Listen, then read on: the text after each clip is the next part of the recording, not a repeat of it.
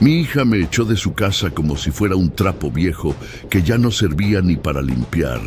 Me miró con esa mezcla de desprecio y fastidio y me dijo: Eres una carga, papá. Es mejor que te vayas de la casa.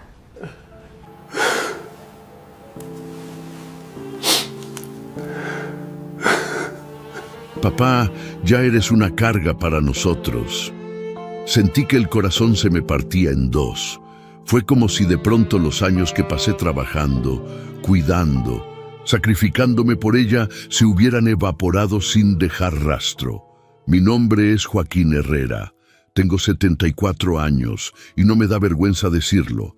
Esa frase me dolió más que cualquier enfermedad, más que cualquier pérdida, más que la muerte misma. Porque cuando esas palabras vienen de tu propia hija, ya no queda rincón donde esconderse. Pero lo que ella no sabía, y que casi nadie en esta vida supo jamás, es que durante más de 4 décadas guardé un secreto que podría haber cambiado el destino de todos en mi familia. Un secreto que preferí mantener enterrado hasta que un día decidieron enterrarme a mí, pero en vida. Todo empezó hace unos meses. Una mañana de domingo estaba sentado en la cocina de la casa que alguna vez fue mía. Tenía una taza de café entre las manos, aunque ya no tenía ni aroma. Estaba en silencio, mirando por la ventana cómo el viento movía las cortinas, cuando entró mi hija Valeria con cara seria. Se sentó frente a mí y sin rodeos, sin una sola lágrima en los ojos, me dijo: «Papá, no podemos seguir así. Ya no estás bien, hueles raro, los niños no quieren estar cerca de ti. No puedes seguir viviendo aquí. Eres una carga». Una carga. Esa palabra me rebotó en el alma como una piedra en un pozo vacío. Yo que comencé a trabajar a los 13 años para que nunca le faltara un plato en la mesa. Yo que estuve ahí cuando tuvo fiebre por las noches, que vendí hasta mis herramientas para pagarle una operación dental cuando era niña. Yo que me quedé solo criando a Valeria después de que su madre muriera, luchando con todo lo que tenía. Ahora era una carga. Me quedé callado. Solo tomé mi maleta, que ya tenía lista hacía semanas porque lo presentía. Sabía que llegaría ese día. Me senté en la banca del Parque Central de la Cañada, con mi maleta a los pies y una bufanda vieja enredada en el cuello, preguntándome cómo llegué hasta ahí. ¿Cómo es que un hombre que había sacrificado tanto terminaba siendo el estorbo de su propia sangre? Pero fue ahí, en esa banca de madera carcomida por el sol, donde decidí que era hora, que el secreto que había guardado durante tantos años, por fin, debía salir a la luz, porque la verdad no siempre libera, a veces sacude. A los 35 años recibí la noticia más inesperada de mi vida. Mi hermano mayor, Ramiro, había muerto en un accidente en una mina en el norte del país. Yo no lo veía desde hacía años, pero seguíamos en contacto por cartas. Ramiro nunca se casó ni tuvo hijos. Era un tipo reservado, trabajador, un poco misterioso. Lo que nadie sabía es que llevaba años guardando pepitas de oro que iba sacando de contrabando de la mina donde trabajaba. Las guardaba con paciencia, escondiéndolas en latas de café y cajas de herramientas. Nunca vendió nada. Estaba acumulando una fortuna poco a poco, como quien teje una manta de secretos. Y cuando murió, me dejó todo a mí. Un mapa, unas coordenadas, una carta con instrucciones claras. Que lo guardara para cuando realmente lo necesitara, no antes. Y que jamás se lo contara a nadie hasta ese momento. Ni a mi esposa, ni a Valeria. Y así lo hice. Durante más de 40 años no toqué ese oro, no hablé del tema, no busqué el terreno. Simplemente viví con la tranquilidad de saber que, si algún día todo se derrumbaba, podía levantarme. Pero también con el miedo de que esa riqueza arruinara lo poco que habíamos construido con esfuerzo. Pero nadie nunca vino a pedirme ayuda de verdad. Lo único que llegó fue el día en que me dijeron que era una molestia. Esa noche en la plaza, cuando el frío me calaba hasta los huesos y los recuerdos me quemaban por dentro, Decidí algo que no pensé que tendría el valor de hacer. Me levanté con la maleta al hombro y tomé rumbo al norte.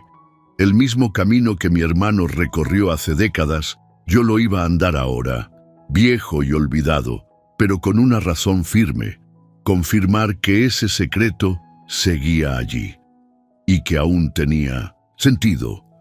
Mientras caminaba por la carretera, con las luces de los autos cortándome la oscuridad como cuchillas, pensé en mi infancia. Pensé en mi padre, Salvador, que murió cuando yo tenía apenas 12 años. Infarto fulminante, mientras arreglaba un tractor ajeno. Mi madre quedó sola con 5 hijos, y yo, como el mayor, no tuve opción. A los 13 ya trabajaba en una curtiduría. Olores fuertes, jornadas eternas, manos llenas de grietas, pero cada peso que ganaba lo llevaba a casa. Pan, arroz, algo de frijol, a veces un chocolate para mis hermanos. Nunca tuve adolescencia, nunca tuve sueños grandes. Solo trabajaba y dormía, hasta que conocí a Eva. Eva era la panadera del barrio. Tenía las manos suaves, la sonrisa más dulce que haya visto jamás. Me regalaba una concha recién horneada cada sábado, y una vez me regaló su corazón. Nos casamos en una boda pequeña, pero llena de amor.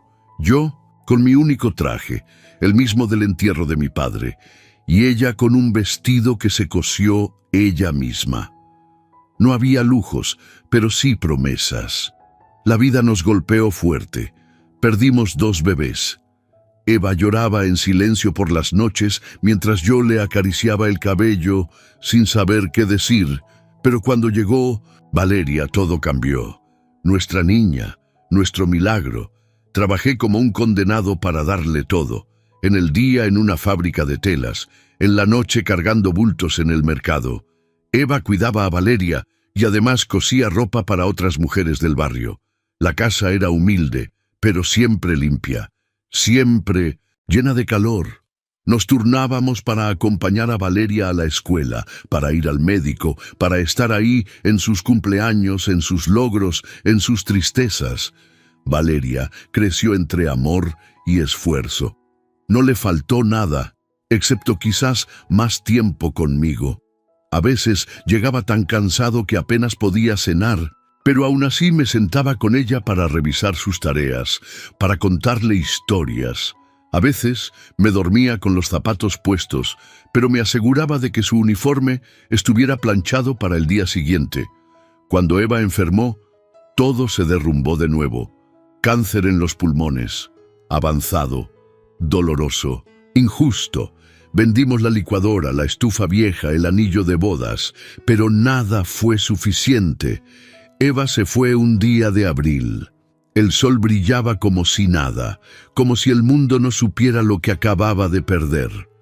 Valeria tenía apenas 11 años. Yo tuve que convertirme en madre y padre, en cuidador y proveedor.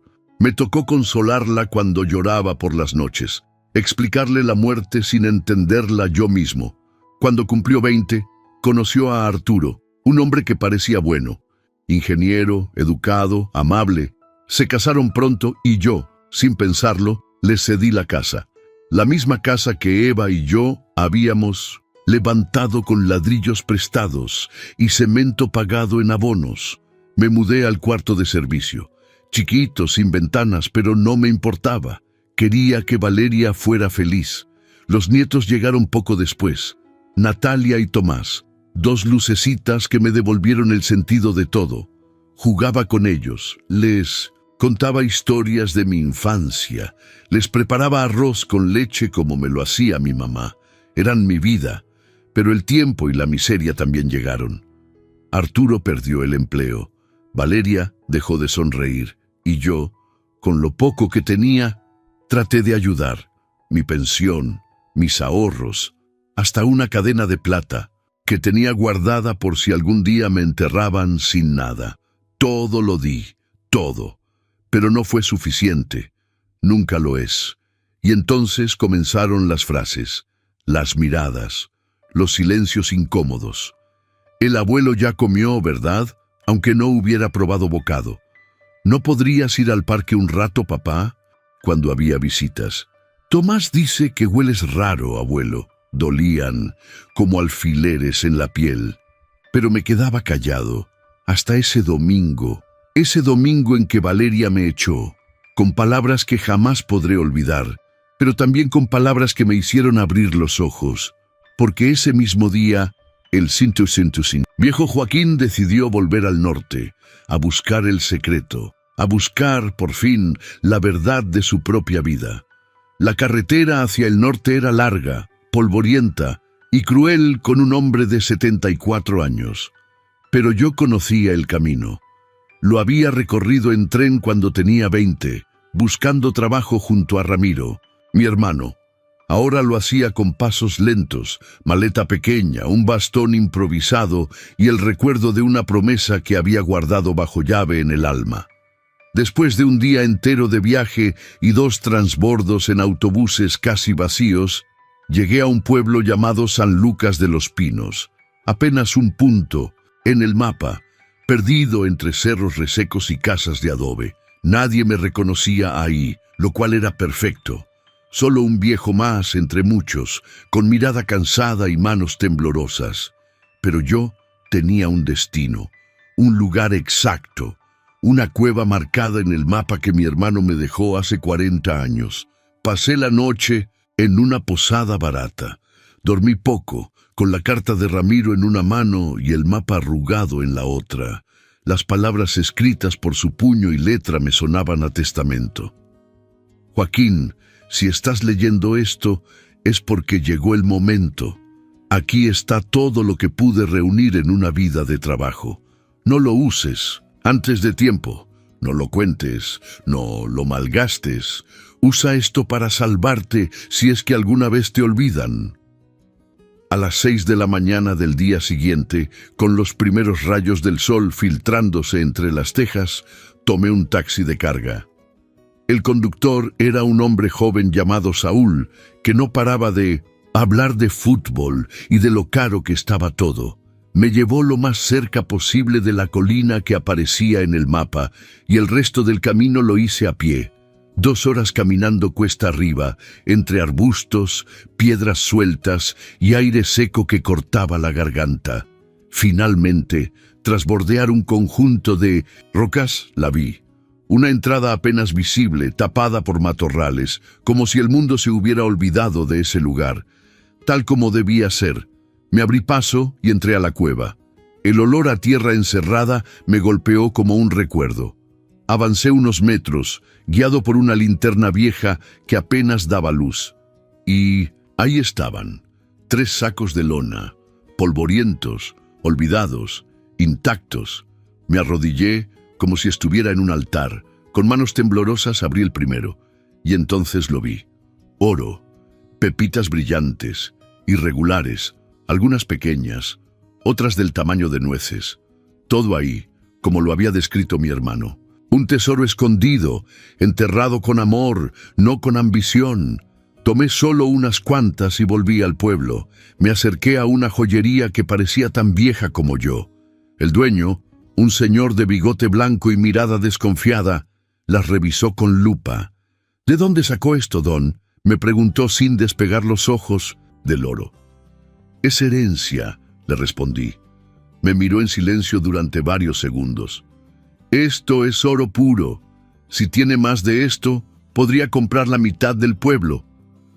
Salí con un cheque, un sobre con efectivo y la mente dando vueltas.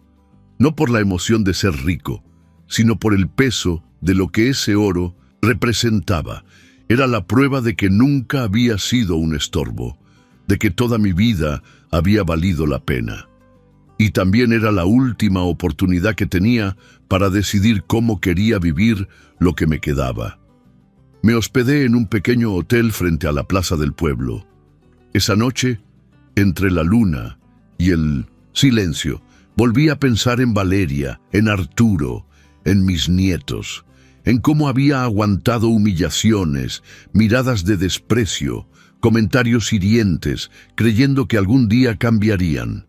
Y me di cuenta de algo. No iba a regresar para que me pidieran perdón. ni para gritarles, «Miren lo que tengo».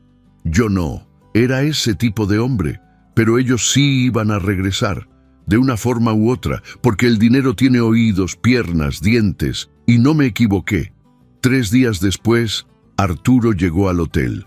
Traía una bolsa de pan dulce en la mano, como si eso pudiera endulzar el veneno que había derramado sobre mí. «Suegro, qué gusto verlo», dijo con esa voz fingida que usaba cuando quería convencer al banco de darle una extensión en el crédito. «Venimos porque te extrañamos». No dije nada, solo lo observé. Sus manos sudaban, su voz temblaba de nervios. «Valeria está muy mal, no duerme desde que te fuiste». Mintió. «Los niños preguntan por ti todos los días, te extrañan mucho». Mentiras. Mentiras con moño, como los regalos falsos de Navidad. Lo dejé hablar, fingí interés, y al día siguiente, como en una obra de teatro barata, llegó Valeria, vestida con su blusa favorita, peinada como para ir a misa. Llevaba una bolsa con fotos familiares, se arrodilló frente a mí y lloró. «Papá, te pido perdón. No sé qué me pasó ese día. Estaba estresada, no debí decir eso, no debí echarte». Me abrazó, me dijo que me amaba, que todo era un malentendido, pero yo recordaba con claridad cada palabra, cada gesto, cada portazo, y sabía que esa súplica no venía del corazón, venía del miedo, miedo a perder el oro que aún no conocían, pero que ya sospechaban. Valeria me rogó que volviera a casa, que me mudarían al cuarto grande, que tendría mi propio baño, mi televisión, mi comida favorita. «Serás el rey de la casa», me dijo con esa voz dulce que solo usaba cuando necesitaba algo. Me ofreció un trono en una jaula, y yo, que ya había sido prisionero de la indiferencia, no quería volver a encerrarme. El tercer día llegaron los nietos. Natalia me abrazó fuerte, con una carta que decía, «Te amo, abuelito». Tomás me ofreció una pulsera de cuentas de colores. Casi lloré. Pero entonces, cuando vi la mirada de Arturo detrás de ellos, supe que todo había sido planeado. Cada palabra, cada gesto, cada lágrima, estaban usando a los niños, como fichas en un tablero, como carnada, y fue ahí cuando lo entendí. En todo. Yo no era importante, lo era lo que tenía, el dinero, el oro, lo que podía ofrecer, no lo que había sido ni lo que sentía. Esa noche me encerré en la habitación del hotel, abrí la caja de seguridad donde había guardado parte del oro y me senté a escribir. No una carta de despedida, una carta de decisión, porque lo que iba a hacer después no era venganza, era justicia, era liberación. Y tal vez, si tú también has sentido que ya no cabes en tu casa, que estorbas, que te ignoran, entiendas lo que estaba a punto de hacer, porque cuando uno llega a cierta edad no busca lujos, ni premios, ni reconocimientos. Solo busca paz. Y a veces la paz hay que construirla con las ruinas de lo que otros destruyeron. La mañana siguiente, cuando Valeria llegó con una carpeta llena de papeles y catálogos de casas, entendí que no había vuelta atrás. Entró al cuarto del hotel con una sonrisa tensa, como si hubiera ensayado frente al espejo cada palabra que estaba a punto de decirme. Se sentó a los pies de mi cama y empezó a desplegar sus planes. «Papá, mira esta casa. Tiene 5 habitaciones, un jardín enorme, una sala de juegos para los niños, y este carro, eléctrico, último modelo, silencioso, ideal para llevarte al médico o a donde quieras. Imagínate, podríamos empezar una nueva vida, juntos, juntos». Esa palabra me retumbó en los oídos como un eco hueco. Antes, cuando yo comía solo en la cocina porque ellos necesitaban espacio, no había juntos. Cuando me decían que ya comía aunque no lo hubiera hecho, no había juntos. Cuando enfermaba y me decían que tomara una pastilla, tampoco había juntos.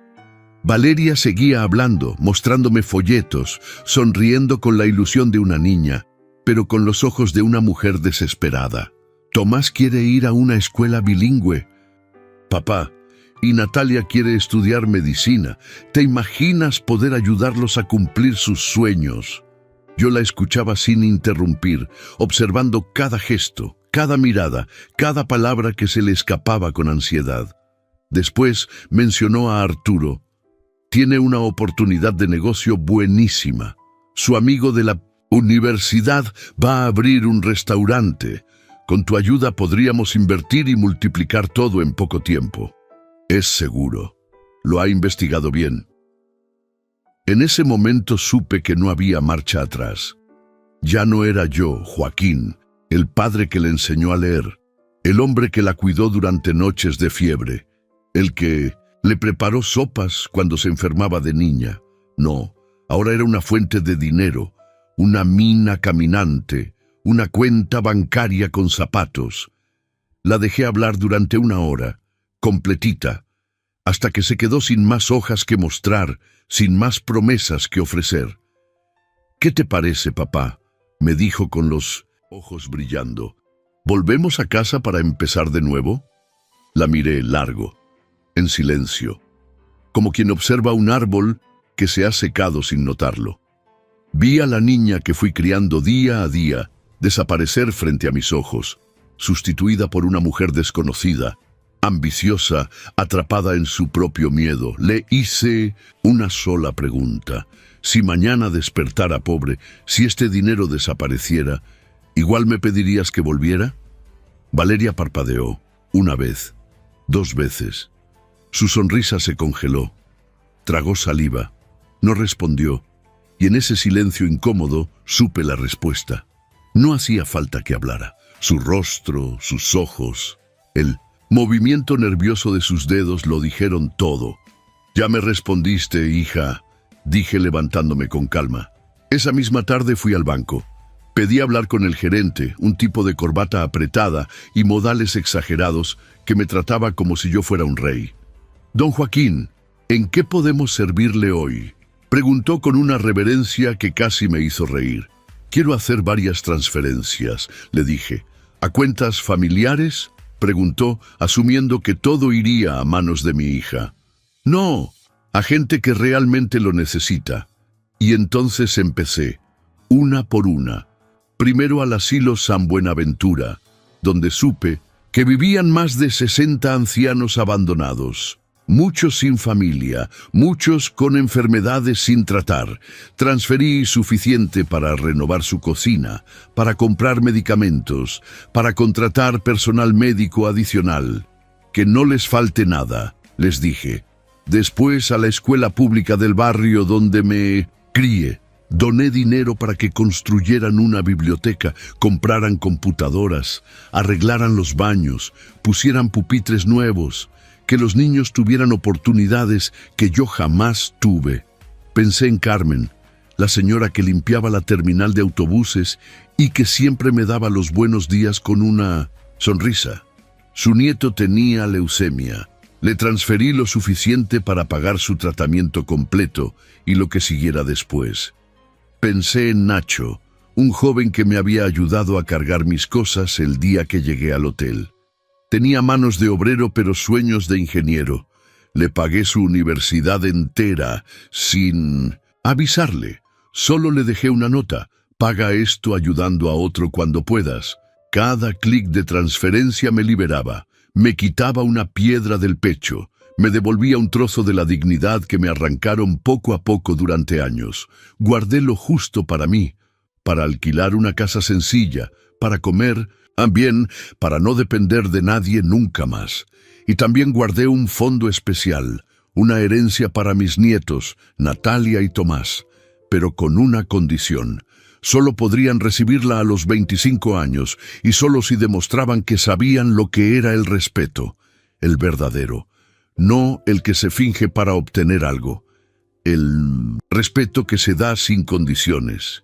Y con el resto, fundé algo que me hacía cosquillas en el alma, la Fundación Eva Herrera, en honor a mi esposa.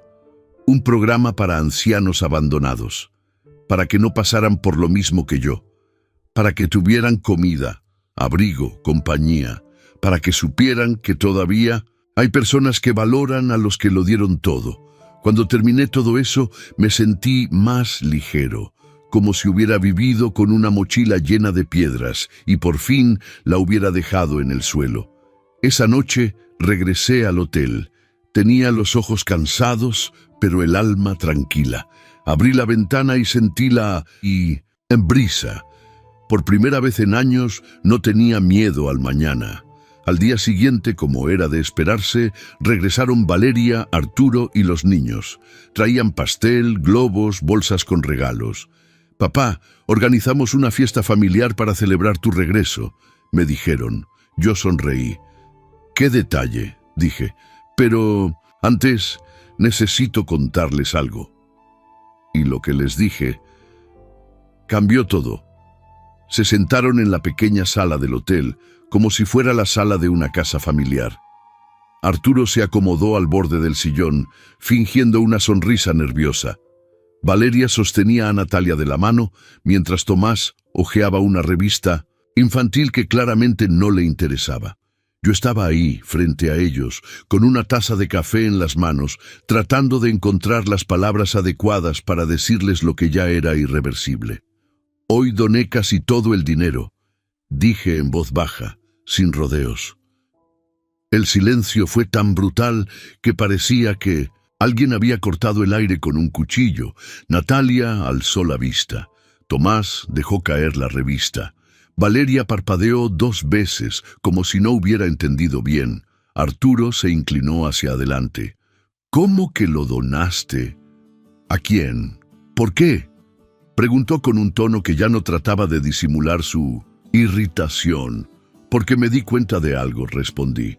«Me di cuenta de que lo único peor que ser una carga es ser un cajero automático con patas. Ustedes no vinieron a buscarme porque me extrañaban, vinieron porque escucharon que tenía dinero». Valeria abrió la boca para protestar, pero la detuve levantando una mano. «No me interrumpas todavía. Deja que termine. Doné el dinero a asilos, escuelas, personas que me han dado más en un saludo sincero que lo que ustedes me dieron en los últimos 5 años. Les dejé algo a Natalia y Tomás, pero no lo recibirán ahora. Solo cuando sean adultos, cuando hayan aprendido que el respeto no se finge». Arturo se levantó de golpe, tirando la silla detrás de él. «¿Estás loco? Ese dinero era de la familia». «No», dije con la misma calma. «Era mío y lo usé para ayudar a personas que no me ven como una inversión». Valeria empezó a llorar, pero ya no eran lágrimas de arrepentimiento fingido. Eran lágrimas de rabia pura. «Nos hiciste esto por venganza», escupió con la voz temblorosa. «Después de todo lo que hicimos por ti». «¿Todo lo que hicieron?», repetí casi sin poder creer lo que oía. «¿Me llamas todo a echarme de mi casa, a decirme que huelo mal, a dejarme solo con fiebre, a hablar de internarme como si fuera un mueble roto?» Arturo empezó a caminar de un lado al otro. «Eso es pasado. Estábamos agobiados. Teníamos muchas preocupaciones». «Y yo no», le respondí. «Yo solo tenía el lujo de ser viejo, ¿no?» Tomás, que hasta ese momento había estado callado, me miró con ojos brillosos. «Abuelito, ¿ya no vas a volver con nosotros?», preguntó con esa voz bajita que tienen los niños cuando están confundidos. Sentí que el alma se me encogía. Me arrodillé frente a él y tomé sus manos. «Yo te amo, mi niño.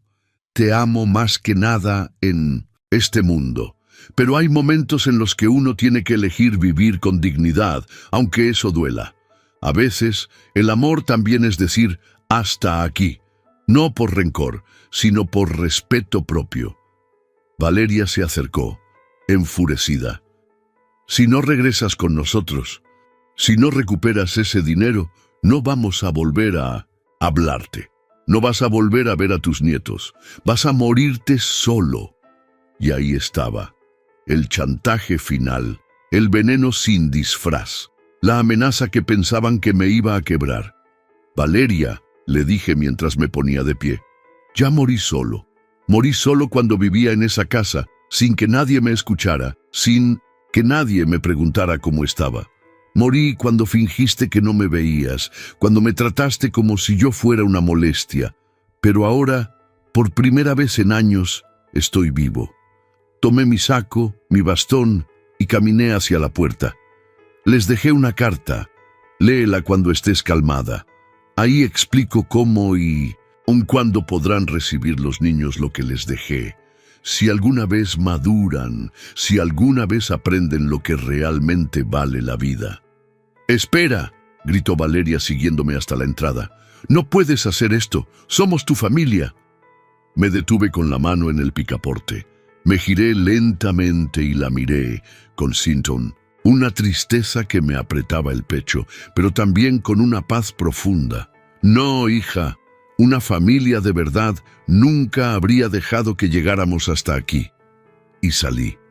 El viento afuera era frío, pero se sentía limpio. Por primera vez en años, el aire no olía a encierro, a platos sin lavar, a desprecio, disfrazado.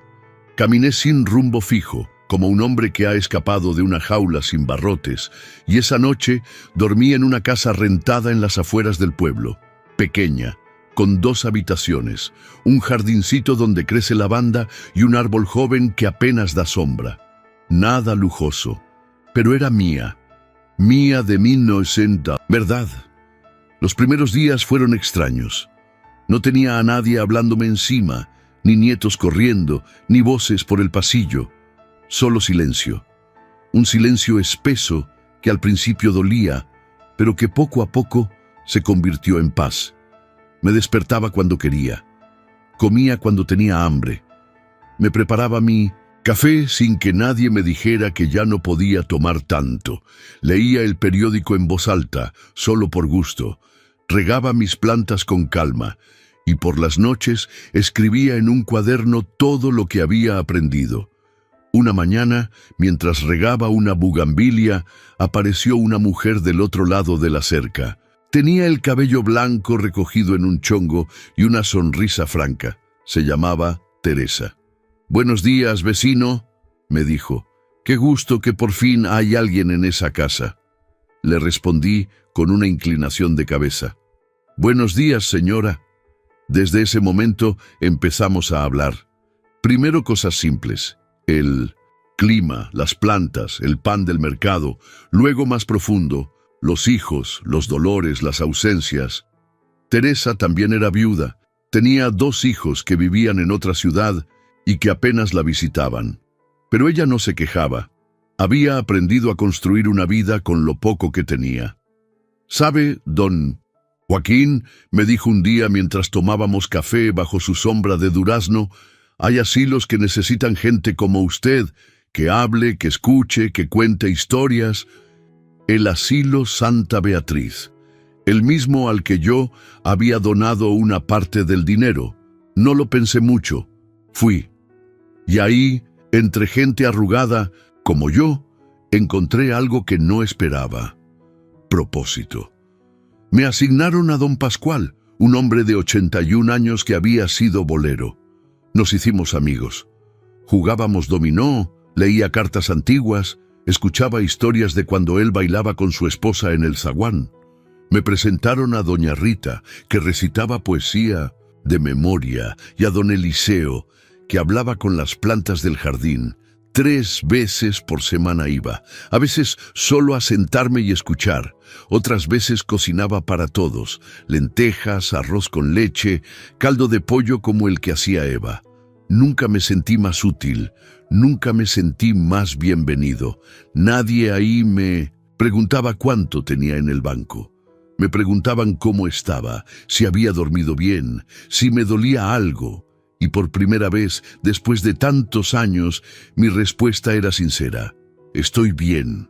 Las semanas pasaron como hojas arrastradas por el viento. No llevaba prisa, no tenía agenda. Me despertaba con el canto de los pájaros y no con los gritos de nadie. Teresa y yo compartíamos café por las mañanas y caminatas suaves por las tardes. Ella me enseñó a preparar tamales con hojas tiernas de maíz y yo le enseñé a jugar dominó con apuestas simbólicas. El perdedor Debía preparar la merienda. Los viernes por la tarde íbamos juntos al grupo de lectura en el centro comunitario. Éramos 6 personas mayores. Leíamos novelas clásicas, cuentos, a veces hasta artículos de periódico.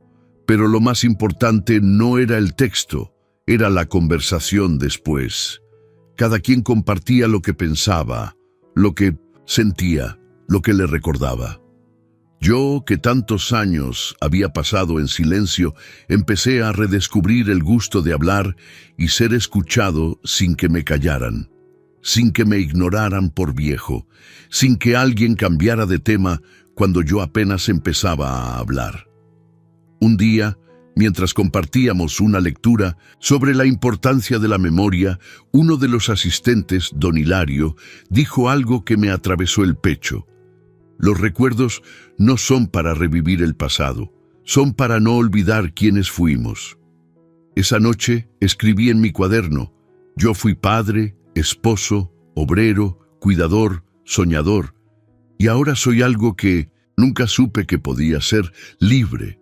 También volví a cocinar, no porque tuviera que hacerlo, sino porque me daban ganas. Preparaba pan dulce con recetas antiguas que había aprendido de Eva, caldos con las especias que mi madre usaba en el campo, guisados con tiempo y paciencia. Teresa venía a cenar de vez en cuando. A veces traía gelatina o arroz con leche. Charlábamos, reíamos. No éramos una pareja ni pretendíamos serlo. Éramos 2 sobrevivientes de un naufragio emocional, aprendiendo a flotar juntos en la tranquilidad del presente. Una tarde, mientras regaba mis flores, vi algo que me detuvo el corazón por unos segundos. Tomás, mi nieto, estaba parado en la esquina de la calle, con una mochila en la espalda y una hoja de papel en la mano. Me acerqué despacio. Tenía la cara cansada, los ojos rojos. Cuando me vio, corrió hacia mí sin decir una sola palabra. Me abrazó con fuerza, como si todo lo que no se había dicho en meses estuviera contenido en ese gesto. «Abuelo, ¿puedo pasar?», preguntó con voz baja. Lo invité a entrar. Le preparé un chocolate caliente como cuando era niño. Se sentó en la mesa y sacó la hoja que traía. Era la dirección de mi casa, escrita con mi letra, la misma que le había dado cuando le dije que viniera solo si de verdad me extrañaba. «Me escapé», dijo, sin mirarme. No aguantaba más la casa. Lo dejé hablar. Me contó que Arturo había vuelto a perder el trabajo, que Valeria estaba más nerviosa que nunca, que en casa solo se hablaba de deudas y del dinero que el viejo les había quitado. «Ya no eres el abuelo que cocinaba, ahora eres el que nos falló», me dijo con los ojos tristes. Yo no sabía qué decir. No quería hablar mal de sus padres, pero tampoco podía mentirle.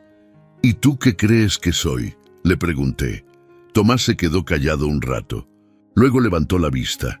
«Creo que eres el único adulto que ha hecho algo porque de verdad le importa a la gente». No pude evitar que me temblara la voz. «¿Y por qué viniste hoy?». «Porque te extraño», respondió sin titubeos. «Y porque quería saber si todavía me querías». Me acerqué, le puse la mano en el hombro y le dije: «Te he querido desde antes de que nacieras y te voy a seguir queriendo, aunque el mundo se ponga de cabeza. Pero hay algo que debes aprender, hijo. El amor no se trata de quedarse donde te lastiman. El amor también es saber cuándo irse». Esa noche se quedó a dormir. Le preparé un colchón en el suelo de la sala, con cobijas tibias y la ventana entreabierta. Por la mañana le preparé huevos con frijoles y tortillas hechas a mano. Me ayudó a barrer el patio, a limpiar las macetas. Me escuchó contarle historias de cuando Eva cocinaba pan de plátano mientras llovía. Cuando llegó la tarde, le dije que debía volver a casa. «¿Puedo venir a verte otro día?», preguntó con miedo. «Claro que sí, pero solo cuando tú quieras, no cuando te manden. Este lugar es tu casa, si vienes con el corazón, no con órdenes ajenas». Me abrazó de nuevo. Antes de salir, se volteó y me dijo: algo que nunca voy a olvidar. Gracias por enseñarme que no todo lo importante se compra. Después de que se fue, me senté bajo el árbol del jardín. Cerré los ojos. Sentí el viento. Pensé en Eva. Pensé en lo lejos que había llegado para encontrar lo que siempre estuvo cerca. El valor de uno mismo. Y en ese instante supe que había tomado todas las decisiones correctas, aunque doliera, aunque me hubiera quedado solo, porque la soledad elegida por dignidad vale más que la compañía ganada por lástima o por interés. Las semanas siguientes pasaron sin sobresaltos. Tomás volvió a visitarme los sábados por la tarde. Venía solo sin que nadie lo supiera. Me traía dibujos, cuentos que leía en la escuela, noticias del barrio. Nunca hablaba mal de su madre ni de Arturo, pero a veces se le escapaban frases que lo decían todo. En casa ya no se habla mucho. Mi hermana no quiere salir del cuarto. Mi mamá está siempre cansada. Yo lo escuchaba. Le ofrecía comida, silencio, historias. Le mostraba cómo podar las plantas, cómo preparar arroz sin que se pegara. Le enseñé a hacer una cometa con papel reciclado y palitos de madera. Él la volaba en el baldío que quedaba a una cuadra de la casa con una sonrisa de libertad que me recordaba al niño que fui. Nunca le pregunté por qué su hermana no venía. Lo entendí solo. Natalia era distinta.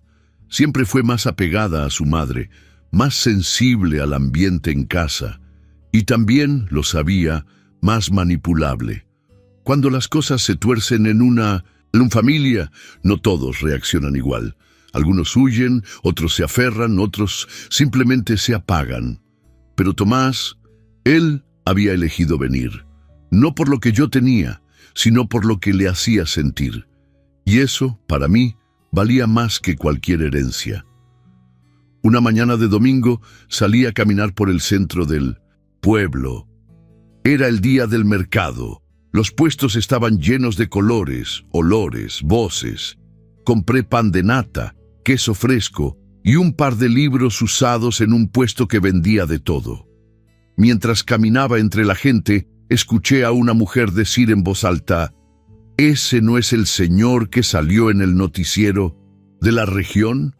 El que donó dinero a los asilos». Me alejé rápido. No quería que me reconocieran por eso. Yo no había hecho nada por fama, lo había hecho por paz. Pero estaba claro que el rumor ya se había esparcido. Algunos me miraban con curiosidad, otros con respeto, incluso uno que otro con envidia. Ese mismo día, al volver a casa, encontré una carta en el buzón. No tenía remitente. Al abrirla, reconocí de inmediato la letra. Era de Valeria.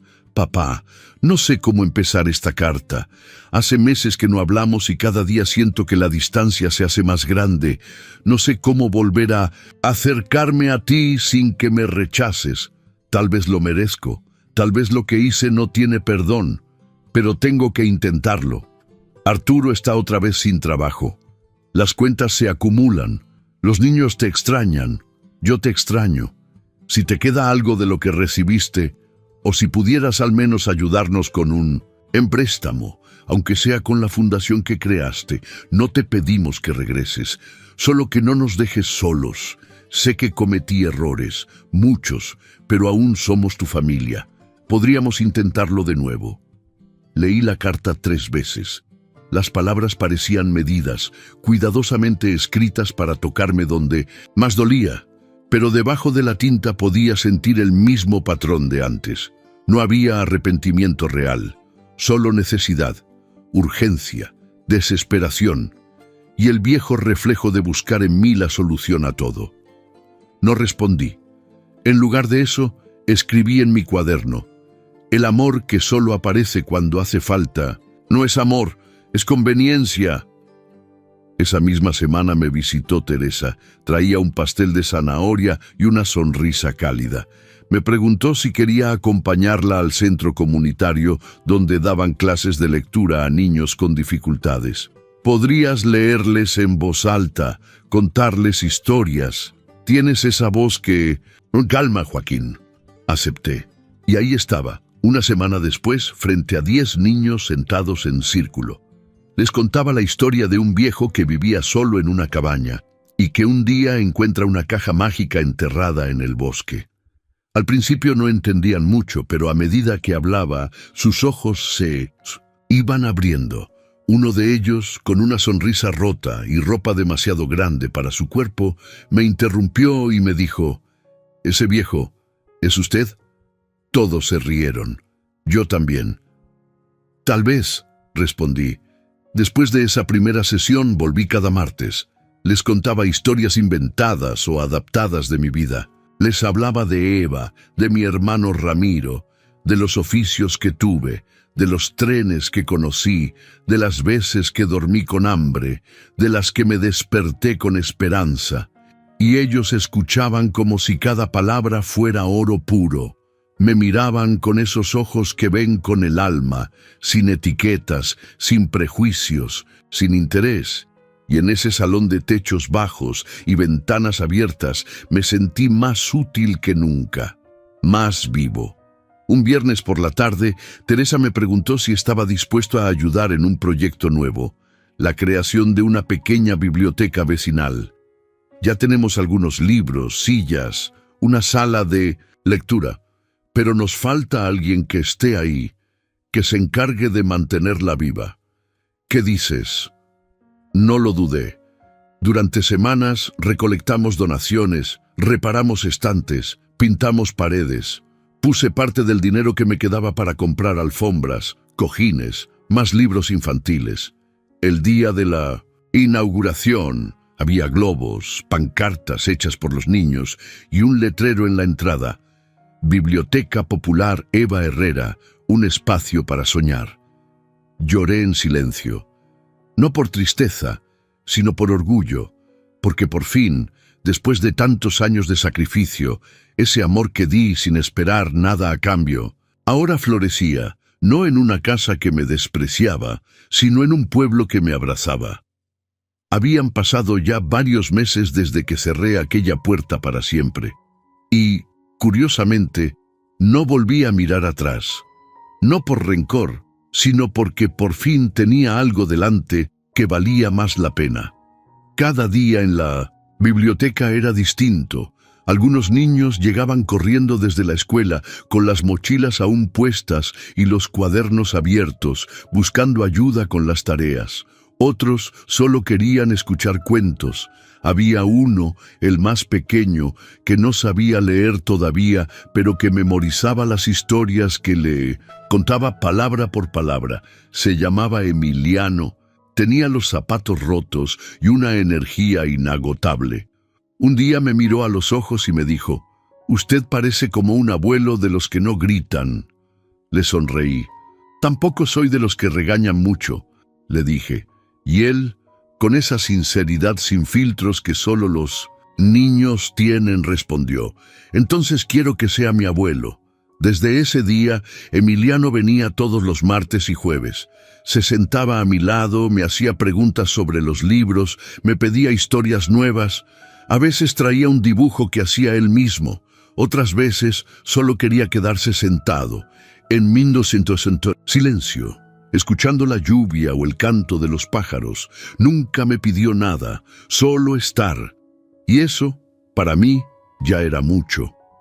Una tarde de septiembre, mientras barría las hojas secas del jardín de la biblioteca, vi a Natalia parada al otro lado de la reja. Estaba más alta, con el cabello recogido y la mirada tensa. No traía mochila, solo un sobre en la mano. Me acerqué despacio. Ella no dijo nada al principio. Me extendió el sobre. «Es una carta», murmuró. Tomé el sobre. Lo guardé en el bolsillo sin abrirlo. «¿Cómo estás?», le pregunté con suavidad. «Confundida», respondió. «Mi mamá me dijo que eras cruel, pero mi hermano dice que eres el hombre más bueno que ha conocido». Me apoyé contra la reja. «¿Y tú? ¿Qué piensas?». Ella bajó la mirada. «Creo que todos los adultos están rotos de alguna forma. Pero tú no te rompiste con odio». Quise abrazarla, pero no lo hice. Había demasiadas capas de Distancia todavía entre nosotros, pero le hice una propuesta. ¿Quieres pasar? Asintió sin hablar. Entró con pasos pequeños, como quien no sabe si está cruzando un umbral o una línea invisible. Le mostré la sala de lectura. Le ofrecí agua. Le enseñé el rincón donde Emiliano dejaba sus dibujos. «No, tienes que quedarte si no quieres», le dije. «Quiero», respondió sin dudar. Pasó toda la tarde leyendo. No me dirigió la palabra hasta que se levantó para irse. Entonces en la puerta me miró de frente. «Si regreso, me vas a preguntar por qué vine». «No, solo voy a abrirte la puerta». Y se fue. Esa noche en mi casa abrí el sobre. Era una carta escrita a mano. Empezaba torpemente como todas las cartas que quieren pedir perdón, pero no saben cómo hacerlo. No hablaba del dinero, no mencionaba las herencias ni las cuentas bancarias. Hablaba de recuerdos, de las tardes que le enseñé a andar en bicicleta, de los sándwiches de jamón con mayonesa que le preparaba cuando llegaba de la escuela, del día que lloró porque un niño la empujó en el recreo y yo le dije que no necesitaba ser fuerte para que la respetaran, solo ser fiel a lo que sentía. «Extraño eso, abuelo», decía en las últimas líneas. «Extraño lo que eras. Extraño lo que yo era cuando estaba contigo». No lloré, pero sentí como algo se abría dentro de mí. No una herida, una ventana. El sábado siguiente, Tomás llegó como siempre. Traía una caja de cartón llena de papeles. «Mi hermana quiere venir más seguido», me dijo, mientras ponía la caja en la mesa. «Dice que quiere aprender a cocinar como tú, y también quiere leer». «¿Y tú qué piensas?», le pregunté. «Creo que a veces uno tarda en entender quién sí lo ama de verdad». Lo abracé. Durante la comida, le conté que en la casa de al lado a la biblioteca había una mujer que hacía tamales con salsa de nuez. Le prometí que iríamos juntos la próxima semana. Él sonrió como si le hubiera prometido un viaje a la luna.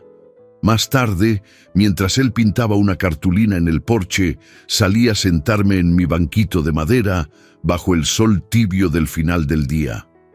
Cerré los ojos. Pensé en Valeria.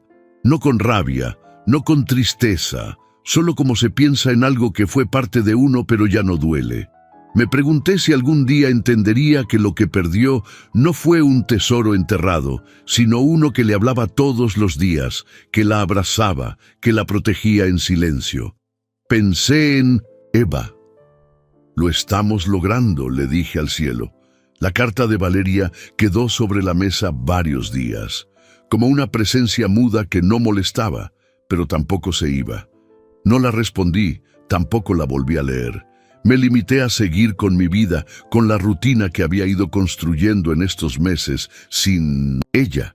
Natalia seguía viniendo cada miércoles, y Tomás, cada vez que podía escaparse. Los días pasaban tranquilos, sin grandes emociones, pero con una paz que yo ya pensaba que no me era posible.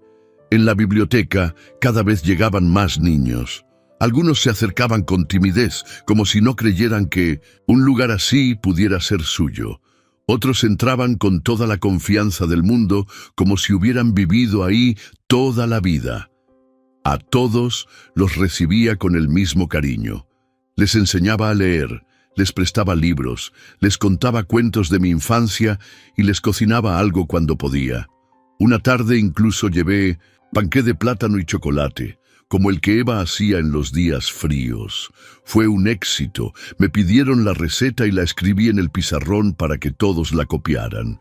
Fue en una de esas tardes, cuando estaba ordenando unos libros de poesía, que Emiliano, el niño que se sentaba siempre a mi lado, sin decir casi nada, se me acercó con una pregunta que me tomó por sorpresa.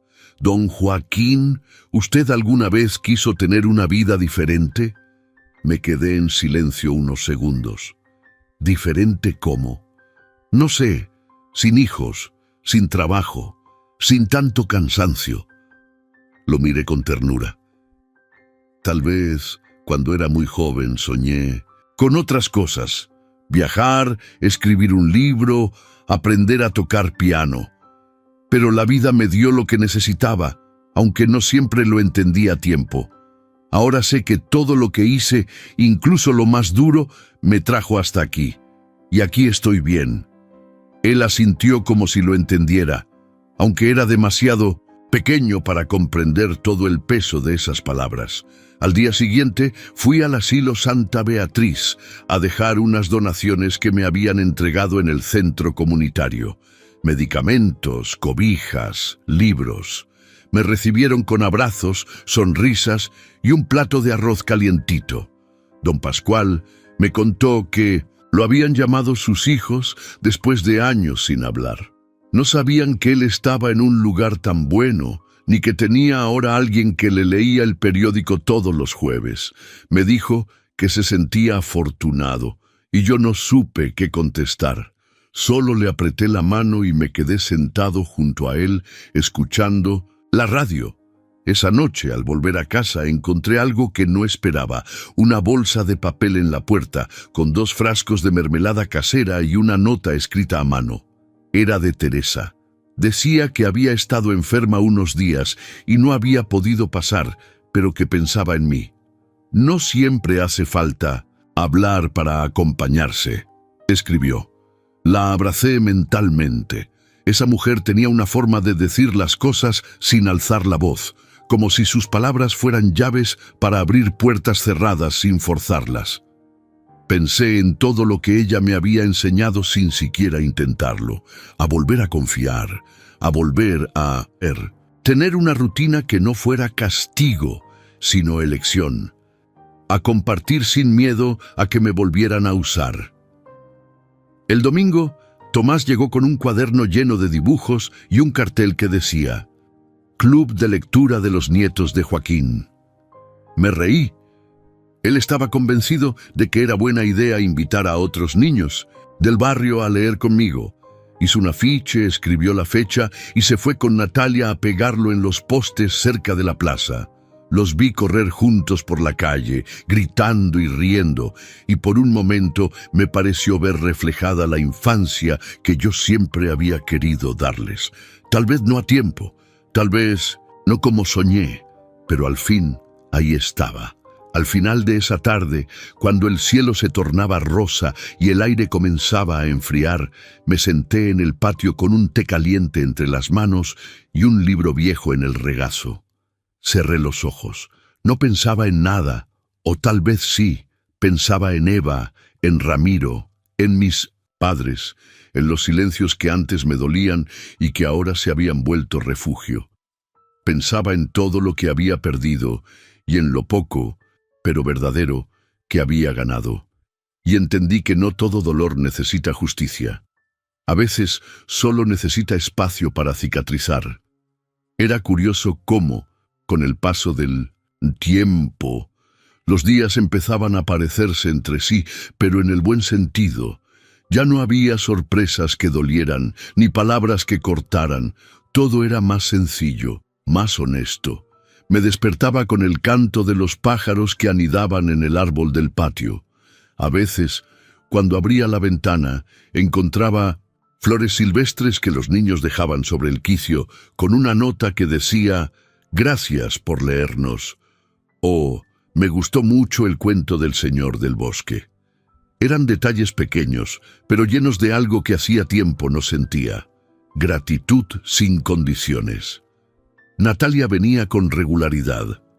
A veces se quedaba a ayudarme en la biblioteca. Otras solo quería sentarse a tejer o leer en silencio. Un día me trajo una libreta con poemas que había escrito. Me pidió que los leyera y le dijera si valían la pena.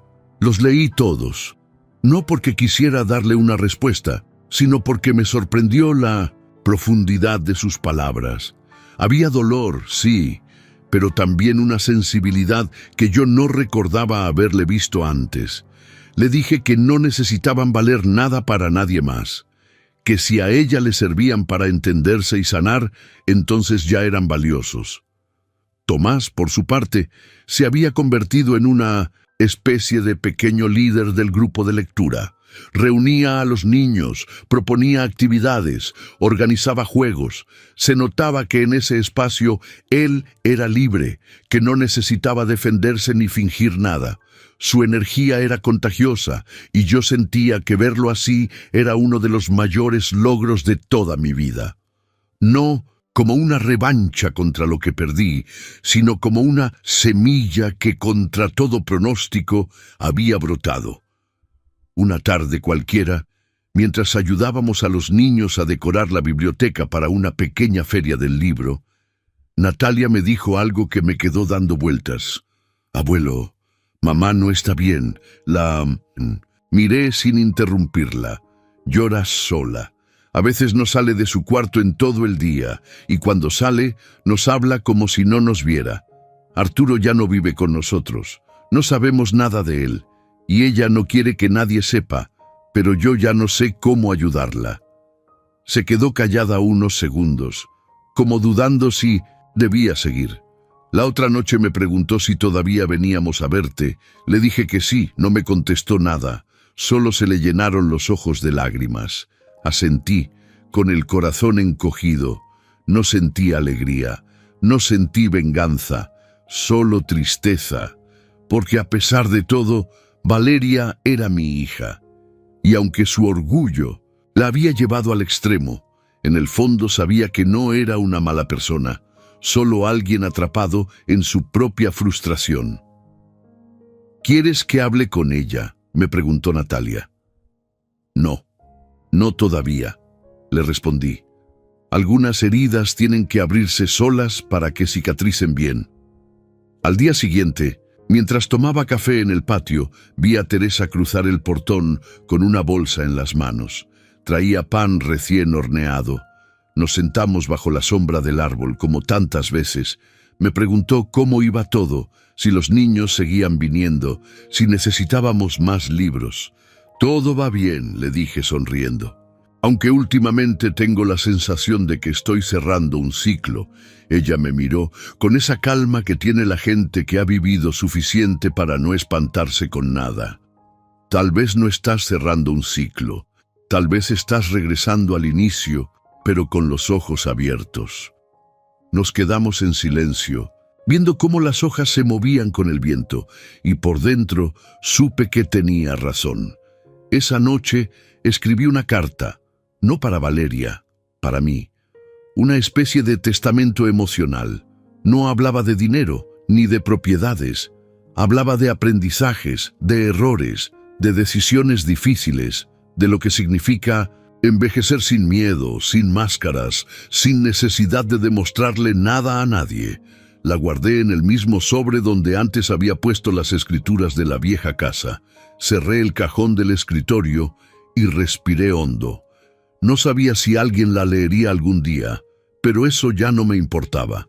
Lo que sí me importaba era seguir viviendo con dignidad, que si algún día no despertaba, al menos supieran que mis últimos años no fueron de resignación, sino de renacimiento, que no me morí siendo la carga que me dijeron que era, sino el hombre que siempre fui, con errores, sí, pero también con amor, con entrega, con una paciencia que solo se rompe cuando se deja de recibir respeto. Y por primera vez en toda mi vida me sentí completo. Hoy es mi cumpleaños número 75. No hubo fiesta, ni globos, ni una mesa llena de gente fingiendo sonrisas. Tampoco lo necesitaba. Teresa vino temprano con un pastel de zanahoria que horneó ella misma. Lo colocó sobre la mesa del comedor junto a una vela pequeña que encendimos sin decir una sola palabra. Nos sentamos uno frente al otro y brindamos con café caliente. Natalia llegó al poco rato con una caja envuelta en papel reciclado que decía: «Para el abuelo que nunca se fue, aunque lo hayan echado». Dentro había un cuaderno nuevo y una pluma de tinta negra. Me dijo que quería que siguiera escribiendo mis historias, que algún día las iba a ilustrar y a publicar. Le creí. Más tarde llegó Tomás con un regalo que no se podía envolver. Se sentó frente a mí, sacó su libreta y me dijo que había escrito un cuento. Lo leyó en voz alta. Se trataba de un abuelo que vivía en una casa con jardín, que hablaba con los árboles y que ayudaba a los niños del pueblo a descubrir quiénes eran. No mencionaba a nadie directamente, pero cada línea era como un espejo limpio. Cuando terminó de leer, me abrazó sin soltarme. Y ahí entendí que los regalos verdaderos no se compran, se cultivan. No esperaba a nadie más, pero cuando cayó la tarde, tocaron la puerta. Me asomé por la ventana y la vi. Valeria, sola, sin bolsos, sin papeles, sin pretextos. Tenía el rostro más delgado, el gesto más cansado. Le abrí. No hablamos de lo que pasó, no hacían falta disculpas si lo que traía en los ojos era verdad. Me extendió un pequeño sobre blanco. Dentro había una hoja doblada con una sola frase escrita. Gracias por enseñarme a perderte, porque solo así entendí quién eras. No lloré, no ella. Solo nos quedamos ahí, uno frente al otro, como dos personas que saben que el tiempo no vuelve, pero que aún hay algo que puede construirse, aunque sea desde las ruinas. Le ofrecí pasar. Se quedó de pie en la entrada. No vengo a quedarme, papá. Solo quería que supieras que lo entendí. Tarde, pero lo entendí. Gracias por decírmelo, le respondí. Y se fue, no con prisa, no con angustia. Se fue con esa calma de quien, por fin, hizo lo correcto sin esperar nada a cambio. Esa noche cenamos en el patio. Teresa, los niños y yo. Hicimos pozole. Cada quien llevó algo. No era una cena elegante, ni había mantel blanco, pero cada bocado sabía a hogar.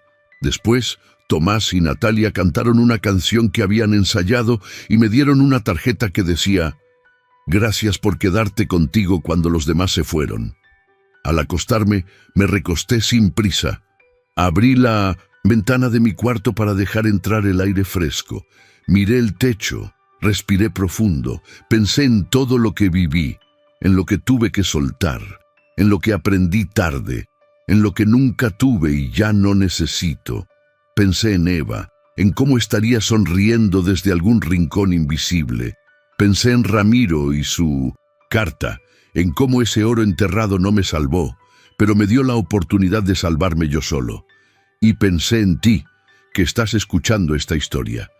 Si alguna vez sentiste que no vales porque alguien dejó de verte, si alguna vez te sentiste una carga para los que amas, recuerda esto: tu valor no está en lo que diste ni en lo que tienes, está en lo que elegiste no perder, tu dignidad. Yo elegí quedarme conmigo, y aunque el mundo me llamó viejo, estorbo, problema, terminé siendo algo que no muchos logran ser: un hombre en paz. Y si esta historia tocó algo dentro de ti, si te reconociste en alguna parte, solo te pido una cosa: dime desde qué ciudad me escuchas, porque hoy más que nunca quiero saber que no estoy solo, que allá afuera hay alguien que, como yo, eligió vivir con el corazón entero, aunque a veces lo hayan hecho pedazos. Y si tú también eres un padre, una madre, un abuelo, una abuela, que alguna vez sintió que su familia lo olvidó, recuerda: no naciste para mendigar cariño, naciste para dar amor.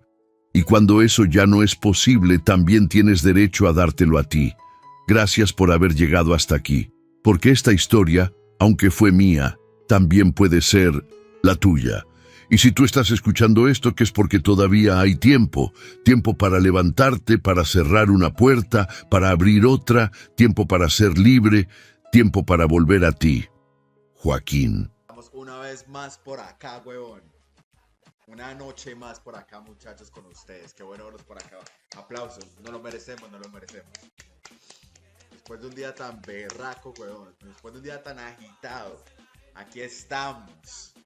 Invictus. Me gustó esto. ¿Cómo vamos, parceros? Buenas noches, háblamelo de Ledan. ¿Todo bien o qué? ¿Cómo estás, parcerito? Háblamelo, Pirlo. Pirlo 420 en la casa. ¿Cómo va, hermano? ¿Cómo va todo? ¿Cómo va todo, mi socio? ¿Qué es lo que es? ¿Cuál es la movida, parce? Papi, está lloviendo bien rico. Es la última... Yo creo que es la última lluvia de primavera, weón. No, bueno, lluvia de primavera. De hecho, principios de lluvia de primavera. Parcero, la verdad que hoy estoy muy bien, huevón. A pesar de que casi no cuento la historia hoy, huevón. Papi, casi me parto la cabeza. Literalmente. Papi, estaba moviendo unas cosas, me caí el camión, huevón, me di como una vuelta para atrás, papi. Y había una piedrota, marica. Por suerte que la cabeza no me cayó ahí, parce, pero sí me alcancé a doblar ¿cómo se llama eso? El tobillo, marica. Vamos una vez más por acá, huevón. Una noche más por acá, muchachos, con ustedes. Qué bueno verlos por acá. Aplausos. No lo merecemos, no lo merecemos. Después de un día tan berraco, huevón. Después de un día tan agitado. Aquí estamos. Invictos. Me da gusto esto. ¿Cómo vamos, parceros? Buenas noches, háblamelo de Ledán. ¿Todo bien o qué? ¿Cómo estás, parcerito? Háblamelo, Pirlo. Pirlo 420 en la casa. ¿Cómo va, hermano? ¿Cómo va todo? ¿Cómo va todo, mi socio? ¿Qué es lo que es? ¿Cuál es la movida, parce? Papi, está lloviendo bien rico. Es la última. Yo creo que es la última lluvia de primavera, weón. No, bueno, lluvia de primavera. De hecho, principios de lluvia de primavera. Parcero, la verdad que hoy estoy muy bien, weón. A pesar de que casi no cuento la historia hoy, weón. Papi, casi me parto la cabeza. Literalmente. Papi, estaba moviendo unas cosas, me caí el camión, weón, me di como una vuelta para atrás, papi. Y había una piedrota, marica. Por suerte que la cabeza no me cayó ahí, parce, pero sí me alcancé a doblar ¿cómo se llama eso? El tobillo, marica. Vamos una vez más por acá, huevón. Una noche más por acá, muchachos, con ustedes. Qué bueno verlos por acá. Aplausos. No lo merecemos, no lo merecemos. Después de un día tan berraco, huevón. Después de un día tan agitado. Aquí estamos. Invictos. Me da gusto esto. ¿Cómo vamos, parceros? Buenas noches, háblamelo de Ledán. ¿Todo bien o qué? ¿Cómo estás, parcerito? Háblamelo, Pirlo. Pirlo 420 en la casa. ¿Cómo va, hermano? ¿Cómo va todo? ¿Cómo va todo, mi socio? ¿Qué es lo que es? ¿Cuál es la movida, parce? Papi, está lloviendo bien rico. Es la última. Yo creo que es la última lluvia de primavera, weón. No, bueno, lluvia de primavera. De hecho, principios de lluvia de primavera. Parcero, la verdad que hoy estoy muy bien, huevón. A pesar de que casi no cuento la historia hoy, huevón. Papi, casi me parto la cabeza. Literalmente. Papi, estaba moviendo unas cosas, me caí el camión, huevón, me di como una vuelta para atrás, papi. Y había una piedrota, marica. Por suerte que la cabeza no me cayó ahí, parce, pero sí me alcancé a doblar ¿cómo se llama eso? El tobillo, marica. Vamos una vez más por acá, huevón. Una noche más por acá, muchachos, con ustedes. Qué bueno verlos por acá. Aplausos. No lo merecemos, no lo merecemos. Después de un día tan berraco, huevón. Después de un día tan agitado. Aquí estamos. Invictos. Me da gusto esto. ¿Cómo vamos, parceros? Buenas noches, háblamelo de Ledán. ¿Todo bien o qué? ¿Cómo estás, parcerito? Háblamelo, Pirlo. Pirlo 420 en la casa. ¿Cómo va, hermano? ¿Cómo va todo? ¿Cómo va todo, mi socio? ¿Qué es lo que es? ¿Cuál es la movida, parce? Papi, está lloviendo bien rico. Es la última. Yo creo que es la última lluvia de primavera, weón.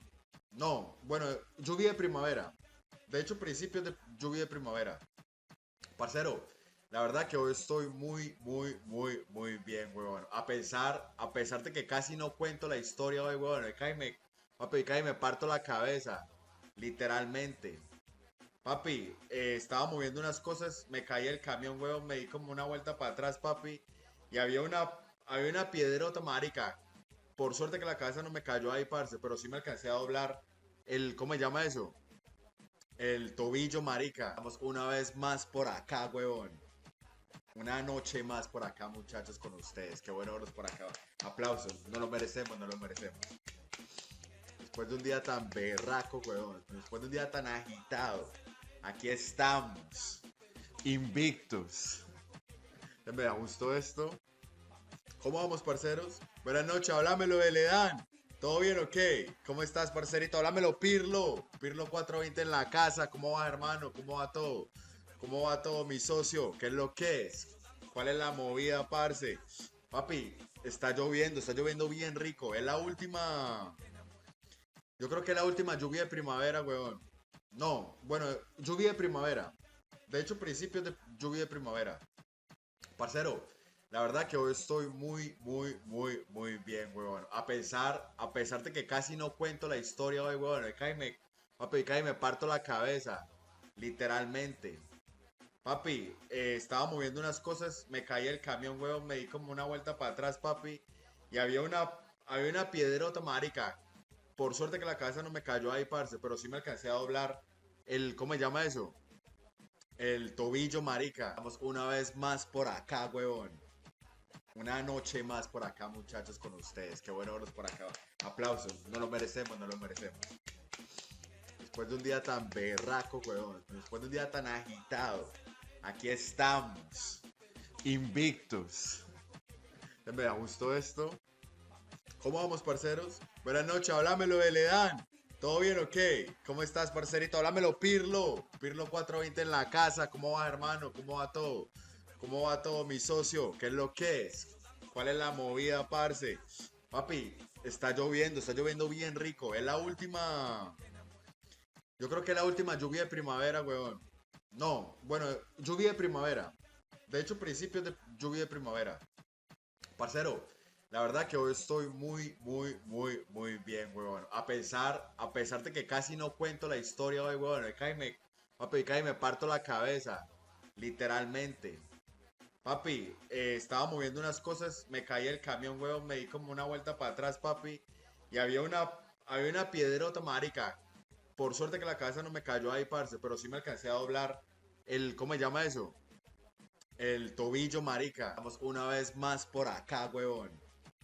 Una noche más por acá, muchachos, con ustedes. Qué bueno verlos por acá. Aplausos. No lo merecemos, no lo merecemos. Después de un día tan berraco, huevón. Después de un día tan agitado. Aquí estamos. Invictus. Me gustó esto.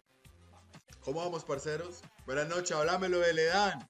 ¿Todo bien o qué? ¿Cómo estás, parcerito? Háblamelo, Pirlo. Pirlo 420 en la casa. ¿Cómo va, hermano? ¿Cómo va todo?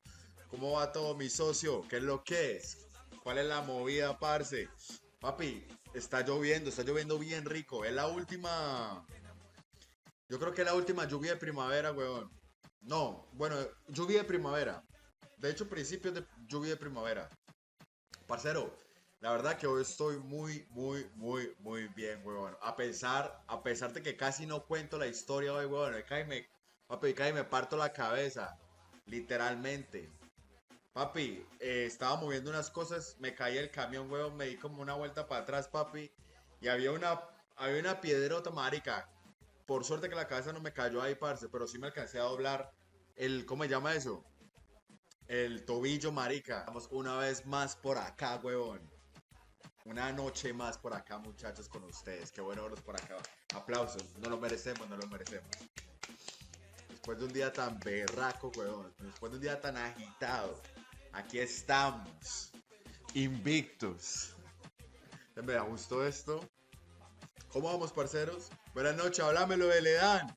¿Todo bien o qué? ¿Cómo estás, parcerito? Háblamelo, Pirlo. Pirlo 420 en la casa. ¿Cómo va, hermano? ¿Cómo va todo?